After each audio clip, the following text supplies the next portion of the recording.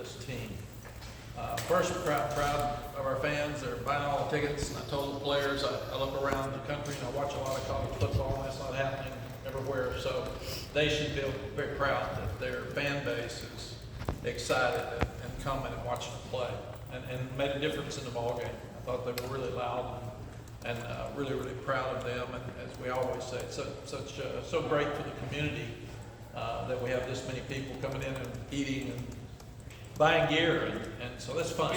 That's what college football is supposed to be. It's supposed to help your university, and it's supposed to help your community, and right now it's doing all of that with our undefeated team. So proud of the guys. I told them the start of the game, we're playing to a standard.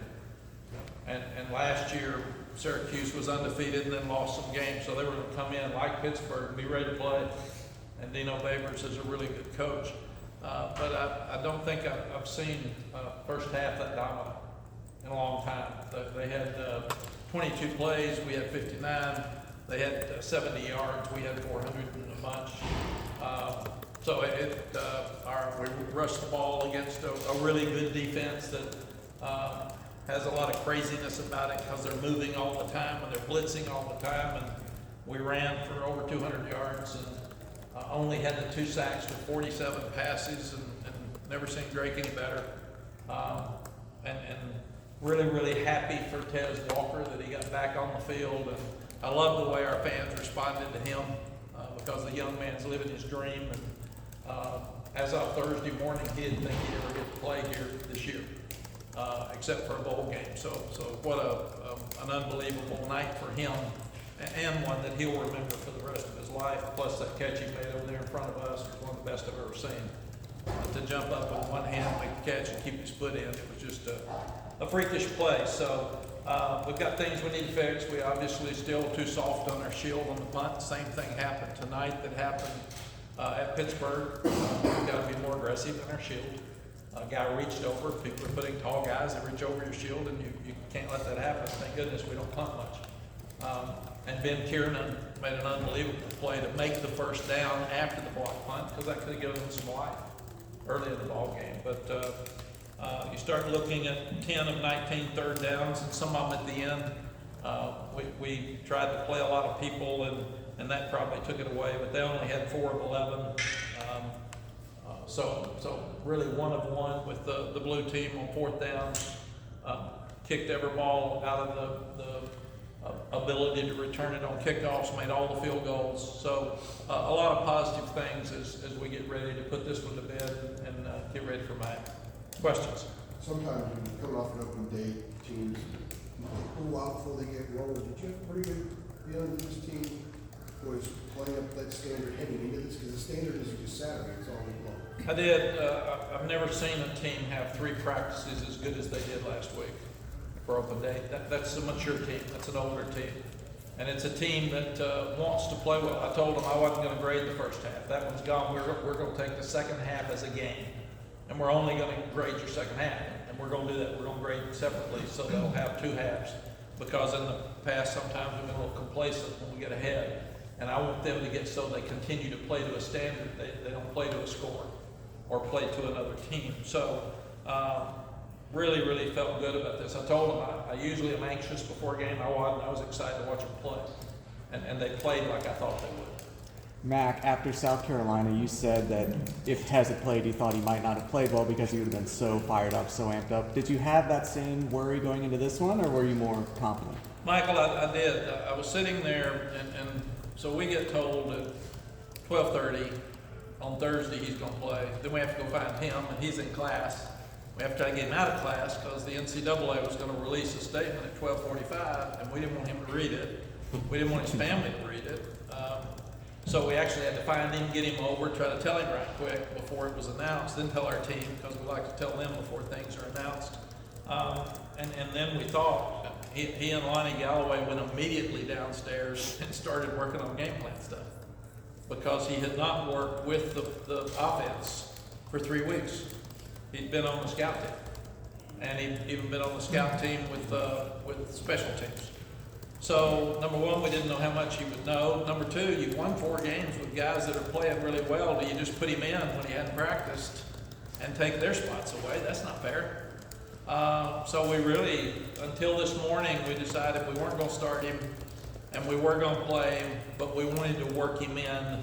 We didn't want him to be overwhelmed with just being thrown out there. And then the fans responded to him so well because the story is so important that I don't know if I could have handled it with all the emotion going on. And I thought he did so well. I don't think he dropped the ball, did he? Of the ones that were thrown to him, I think he caught them all. Your offense is. Go here first. So I was gonna say he had the drive of 95 and 94 yards first half. I mean, Syracuse couldn't get his hands on the ball very much to improve it. You talking about being dominating. Yeah, when they punted us down at the 5-yard line, it's one of the things we said, if we're gonna be who we are, you can't be nervous about being 95 yards away, you gotta go score. And so proud of them that they did. Your offense has really kind of been in flux all season with guys coming in and things evolving. Was today kind of what you've envisioned, able to have 17 play drives, also big play capability, running, passing? Was this more like what you've been expecting, what you've been wanting? Yes, and you go back, we had one holding penalty that we overcame. We had a hands to the face that we overcame. But yes, we want to be balanced, and Drake is great, he's just so good. But our offensive line was better tonight. We had Willie Lampkin back, and that really helped us. But yes, this is who we want to be tonight. I don't know if you call it balance when you throw for 400 and run for 2, but when you can run for 200 and hold them to 92, that gives you a chance usually to win the game. Mack, what did you shut them out in the first half? Like, what did you think made you so effective defensively? I mean, the scheme, you had it scouted up. I mean, obviously, like, what did you think worked there? Yeah, we're getting more healthy. Kevin Hester was hurt, but I thought Tamari Fox and Travis Shaw stepped up tonight and played. I told Travis it's time. There's when somebody gets hurt, you got to step up and you got to go now. So it'll be fun to watch him and see how many plays he played and how well he played. But we're doing a lot better with gap control. And Schrader is a really good player. I told him after the game, he's so competitive, he's so tough, and he's 6'4" and he's 225, and he probably runs 4'5", and he's hard to tackle. And he didn't have much success tonight because we stayed at home. And Gene Chiswick's done an unbelievable job, he and the staff, of getting people to start playing defense like we're supposed to. And this may be the best defense against a good offense we've played since I've been back. Right. I thought it was, because the one touchdown drive they had was a ball that was underthrown on 3rd and 15 that Tayon's got to learn to play, and he could have intercepted. In fact, I thought he was going to, and the guy made a great catch, or they don't score. So we're starting to play better defense. When you play better defense, and you're playing a lot of people, and they're not worn out all the time, you're less likely to be flat. You're less likely to get as many people hurt as we have done both in the past. And when they play well, they get more excited about playing well. And that was fun to watch them tonight. Mack, I don't know what you can share, Mack, but what was the new information that came out that allowed Tez to change your mind? You know, I'm so excited about Tez playing. I'm looking forward. I'm not going to look back. And I do think what my comments were not anti-NCAA, they were for Tez. So we don't get up around here and start talking bad about the NCAA. That's not what we're trying to do. What we want to do is we are always going to take up for our kids. And I told them it's like my children, my grandchildren. If they do something wrong, there's consequences. But if they do something that's right and they're treated poorly, like we thought Tez was, we are going to fight till the end to make sure that they get justice. And that's important. So that's all we wanted. All we wanted is for the information that was out there to be judged properly. And I understand the NCAA, but we all griped when they had too many people transfer. I got that. But let's don't go from letting everybody transfer to letting nobody transfer. Let's have some common sense in the rule. And that's what they did. So really and truly, I'm proud of them that they were able to reverse something that is hard to do. So I'm really proud of the NCAA and the way they came back and handled it. Matt, on Lane Davis, when Kirk Street shared that he texted him, don't forget about you guys when talking about ACC contenders. As you get set to face your first ranked opponent next week, how prepared do you think this team is to handle those types of expectations? Yeah, I didn't, but that's okay. Kirk and I are good friends, so he can use me if he wants to. I think he was getting after McAfee because I saw that, but don't say I didn't. I did. No. You know, what we're worried about is getting better. We start talking down the road before here and it jumps up and bites us. So we are talking about we need to get better every day and every week to play to a standard.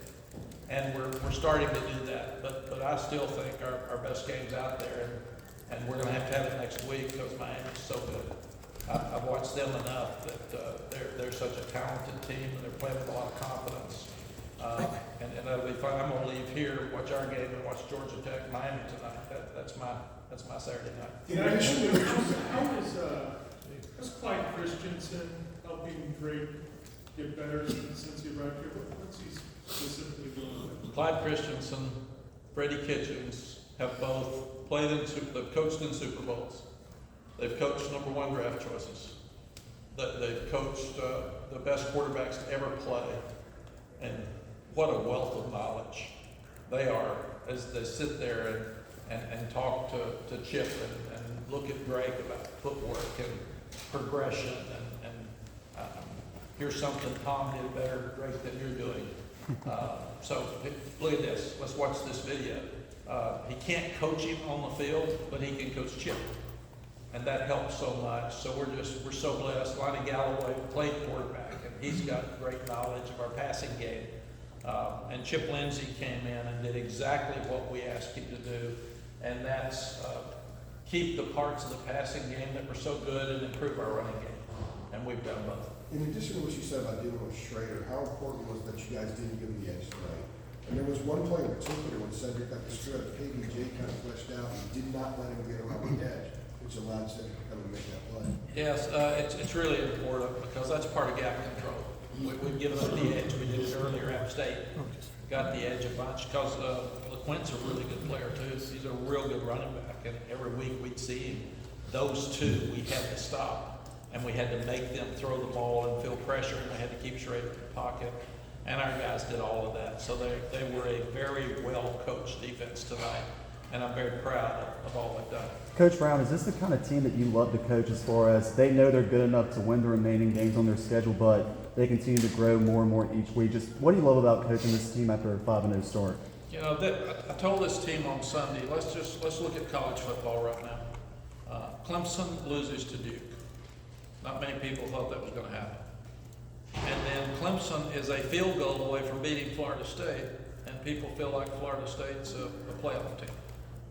And then Notre Dame loses to Ohio State on the last play of the game, and then Ohio State barely beats Duke. So does that mean Clemson, Florida State, Duke, Ohio State, and Notre Dame are all about the same?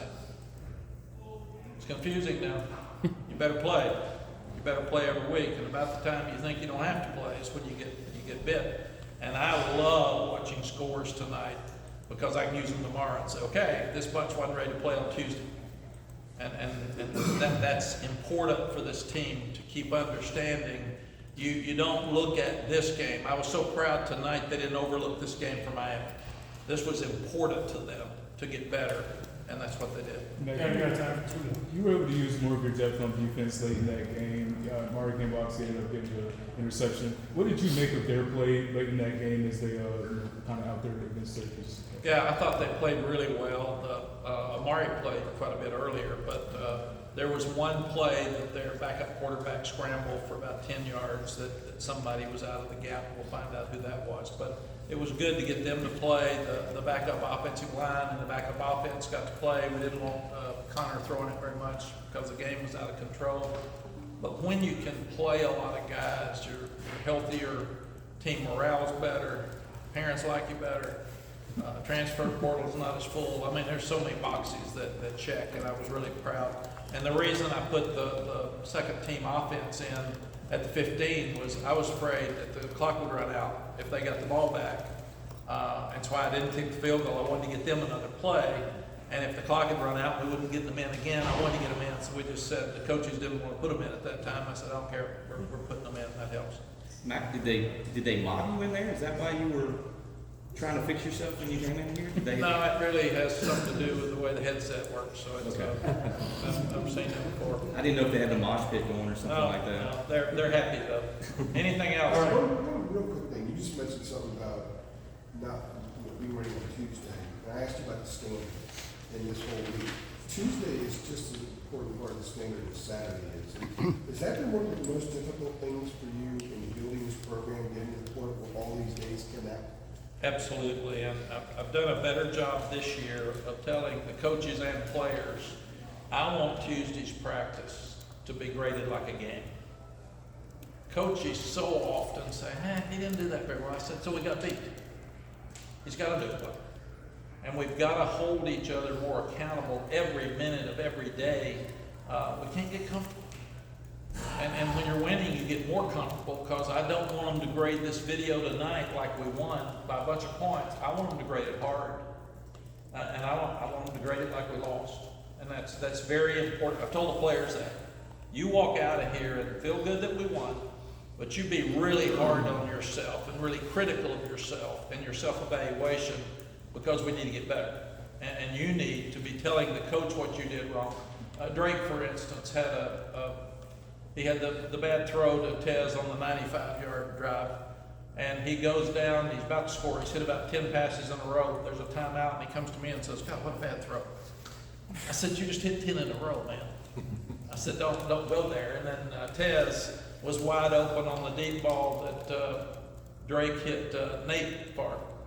And I walk over, Nate and Tez are sitting there, and I said, Drake like you better than you. He's more open than you were. He threw it to you, and Tez said, man, we got a touchdown. I don't care who he threw it to. So that's what's happening with these kids. Is there anything else before Jeremy runs me off? Anything else? You said this is the best team defense you've seen against a good offense.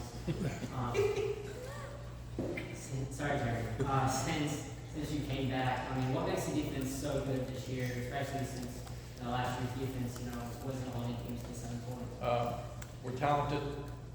We're older.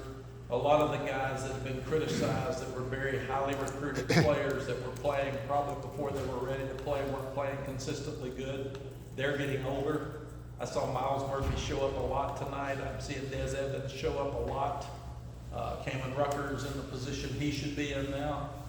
So they're experienced, they're older. We're coaching them so well right now, and they're putting a lot of pressure on each other. Thank you.